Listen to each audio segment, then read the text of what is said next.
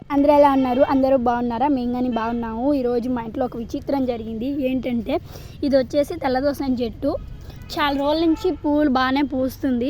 ఇదంతా తెల్లదోసనే పూసింది. చూడండి తెల్లగా పూలన్నీ ఎలా ఉన్నాయో, కానీ ఒక్కటి మాత్రమే ఎర్రగా పూసింది. ఇది ఎలా జరిగిందో మాకు కూడా తెలీదు.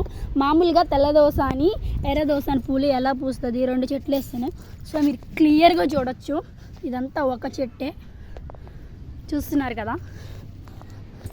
ఇదంతా ఒక చెట్టే, మొత్తం తెల్లదోస అని పూలే ఉన్నాయి.